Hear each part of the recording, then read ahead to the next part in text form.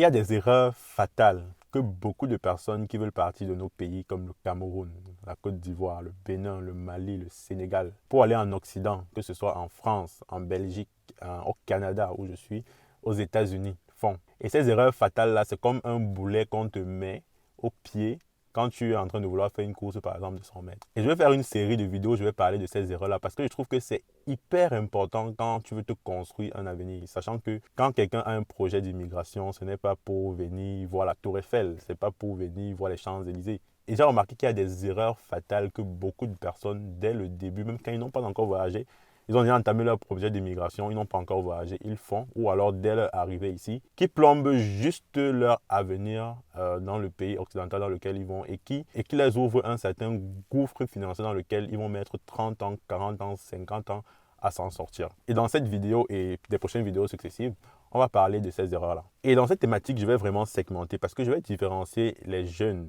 qui ont souvent entre 15 ans, 16 ans, 17 ans, 18 ans, jusqu'à maximum 24 ans, qui en général voyagent pour des études, qui viennent faire des études en technologie, des études en infirmerie, des études en médecine, des études en IT, en ingénierie, et qui voyagent donc dès le plus bas âge. Des personnes qui vont faire vraiment de l'immigration familiale, en général, c'est des personnes qui sont au Cameroun, qui ont déjà travaillé, qui ont déjà une certaine expérience, qui vont voyager peut-être avec leur famille, qui ont déjà un âge un peu plus avancé, souvent ils sont dans 35 ans, 36 ans, peut-être 40 ans même, et voire même 45 ans. Donc je vais vraiment différencier les deux parce que je trouve que c'est deux catégories de personnes qui n'ont pas forcément les mêmes contraintes, hein, qui n'ont pas les mêmes défis, qui n'ont pas la même réalité, qui ne sont juste pas positionnés dans leur vie au même stade.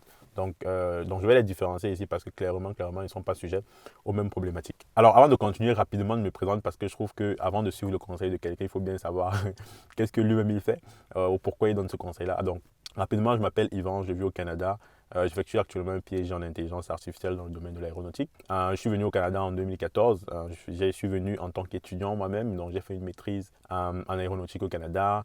J'ai travaillé dans le domaine en tant qu'ingénieur pendant plus de 2 ans. J'ai eu aussi à lancer plusieurs business au Canada, j'en suis à mon troisième. Donc je me suis dit, avec la petite expérience que j'ai, peut-être ce serait intéressant de redonner aussi à ceux qui veulent peut-être faire le parcours par lequel je suis déjà passé parce que je trouve important de relayer les informations à la plus jeune génération. Donc, si son thématique t'intéresse vraiment, ce serait super important pour moi parce qu'on est une petite communauté pour l'instant de liker cette vidéo, de partager la vidéo même à ceux que ça pourrait intéresser et surtout de t'abonner à la chaîne pour rester à l'affût de ce type de vidéo. Alors, la première erreur que je vais développer ici concerne les étudiants. En fait, ceux qui sont venus pour les études, la première catégorie de personnes. Et je vais l'appeler le je suis trop jeune pour y penser. Je suis trop jeune pour y penser. Et c'est quoi le je suis trop jeune pour y penser? Pour vous expliquer ça, je vais vous raconter une histoire qui m'est arrivée il y a de cela quelques jours. Alors, il y a de cela quelques jours, j'allais rendre visite à une amie avec qui j'ai fréquenté au Cameroun et on s'est retrouvés ici. Et j'ai rencontré son petit frère. Son petit frère, je vais l'appeler Ali. J'aime bien ce prénom-là, je ne sais pas pourquoi. Je vais l'appeler Ali. Et Ali, il a 21 ans. Il a terminé ses études au Cameroun. Je pense qu'il a eu son bac très jeune, hein, à 15 ans. Ali a fait Polytechnique Cameroun. Et après, je ne sais pas s'il a terminé son cursus à Polytechnique, mais après, il est venu ici là, pour faire une maîtrise. Une maîtrise en imagerie médicale. L'imagerie médicale, en fait, c'est ceux qui font dans les appareils médicaux l'analyse d'images en fait, pour les besoins de santé. Donc, Ali, il a fait cette spécialité-là en maîtrise. Et au sorti de sa maîtrise, il a trouvé un travail quand même assez bien rémunéré. Je pense qu'il m'a dit qu'il a commencé à 65 000 et là, il doit se trouver entre 65 et 70 000 dollars par année. 70 000 dollars par année, pour ceux qui ne sont pas au Canada, c'est à peu près entre, je dirais, 4 000 dollars par mois qui rentrent dans tes poches après avoir payé les taxes et tout. Et franchement, la position d'Ali, c'est une position que beaucoup de personnes ont. Beaucoup d'étudiants qui viennent faire des études en ingénierie ici au Canada.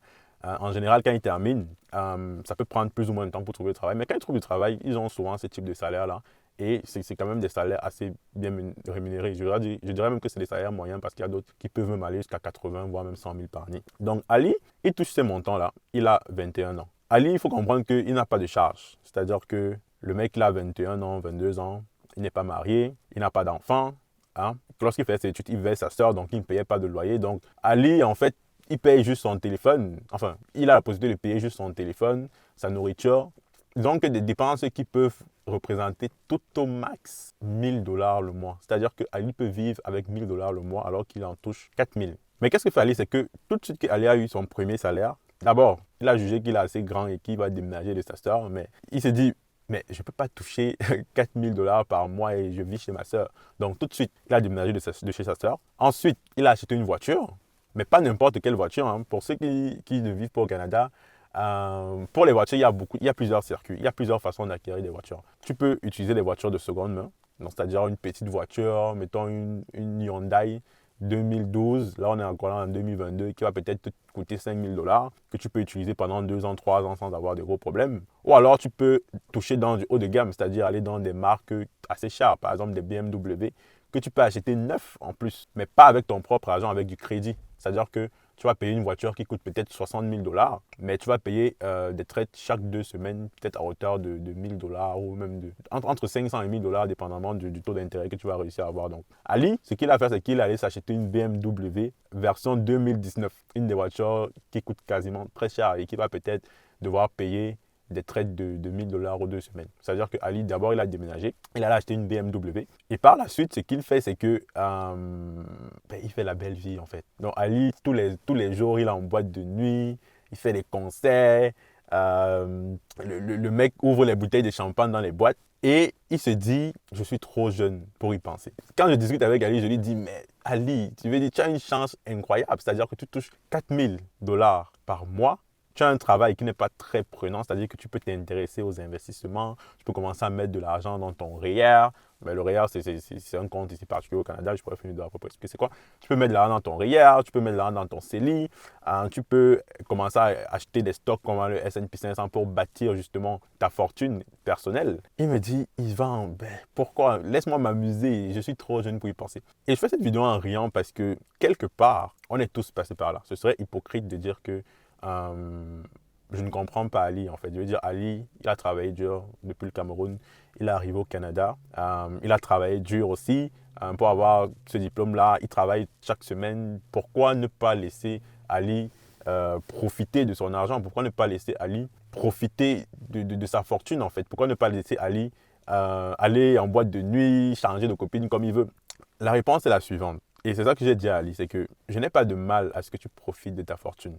Mais ce que tu dois savoir, c'est que, et ce que tu ne réalises pas, c'est que la fenêtre d'opportunité que tu as ne va plus jamais se représenter. Parce qu'on n'est pas jeune avec un salaire aussi élevé 2 fois dans sa vie. Le PAF que beaucoup de personnes suivent, beaucoup de personnes qui sont venues à l'étranger, beaucoup de personnes qui ont fait des études d'ingénieur et qui ont gaspillé leur temps et leur argent de leur premier salaire dans des conneries comme les grosses voitures, les boîtes de nuit, etc.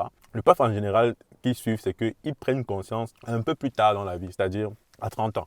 C'est-à-dire que c'est à 30 ans, ils vont commencer à dire « Oh, ok, j'ai trop fêté, maintenant il faut que je commence à investir. » C'est bien, 30 ans aussi, c'est un bon âge pour investir, mais malheureusement, à 30 ans, tu as déjà certaines contraintes. Malheureusement, à 30 ans, tu es déjà peut-être marié. Malheureusement, à 30 ans, tu as déjà peut-être des enfants.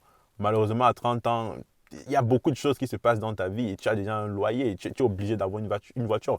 À 30 ans, tu ne peux plus manger les pâtes et du ketchup, tu ne peux plus réduire considérablement tes dépenses. Chose que tu peux faire à 22 ans. C'est-à-dire que le 8 ans entre 22 ans et 30 ans, à laquelle tu peux vivre de façon minimale et avoir un gros salaire et commencer à investir, c'est une fenêtre d'opportunité déjà que tout le monde n'a pas. Et quand tu l'as uniquement pour une seule fois dans ta vie. Et le message que je voudrais passer ici à toutes ces personnes qui viennent au Canada, qui viennent aux États-Unis, qui viennent en France pour étudier et qui ont terminé leurs études, qui ont aujourd'hui 21, 22, 23, 24 ans, 25 ans même, qui commencent à travailler, c'est que les gars, ne loupez pas la fenêtre d'opportunité. Gardez le même niveau de vie que vous avez quand vous êtes étudiant pendant les 5 prochaines années. Profitez-en pour commencer à investir. Profitez-en pour commencer à épargner massivement. Quelqu'un comme Ali peut se retrouver à 30 ans avec 50 000 $, 100 000 $, même d'investissement et d'épargne dans son compte bancaire et qui sera un levier